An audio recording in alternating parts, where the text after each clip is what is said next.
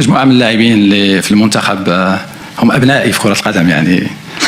منهم مروان سعدان، منهم أزارو، منهم مجموعة من اللاعبين اللي كانوا معايا بحال بن عبيد، أنس باش، يعني مجموعة من اللاعبين كلهم تتربطني معهم علاقة كبيرة، ويعني تيشرفوا كرة القدم المغربية يعني. حملوا المشعل في دوريات كبيرة، وحملوا المشعل كذلك في مسابقات، وحاملين القميص الوطني، وصلوا لهذا المستوى، وشرف كل مغربي أن هاد اللاعبين ينتميوا لكرة القدم المغربية، يعني يستحقوا الأفضل ويستحقوا الخير، وتنكلم كل الاحترام والمحبة. ولكن غدا عندي رغبه كبيره باش نكون ان شاء الله فائز، ولكن يعني هذا الشيء ما تنقصش من الموده اللي بيننا والاحترام اللي بيننا. بعد صافره النهايه تكون هناك تهنئه بيننا.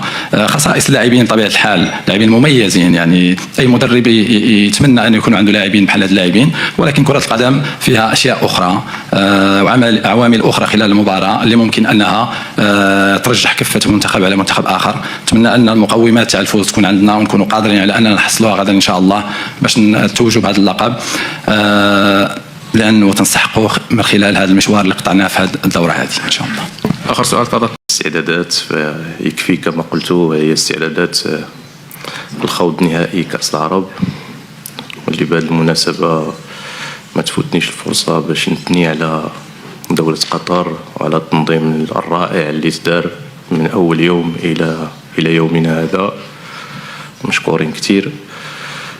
مقابلة بكل صراحة ما تكون سهلة، لأن مرة أخرى هي نهائي، وانتم كتعرفوا الأهمية ديال الفوز بهذا اللقب الغالي لا لينا ولا المنتخب الأردني.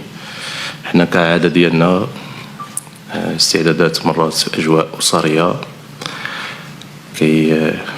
كيتخللها كثير من المسؤولية، كثير من الجدية، وكثير من الوطنية.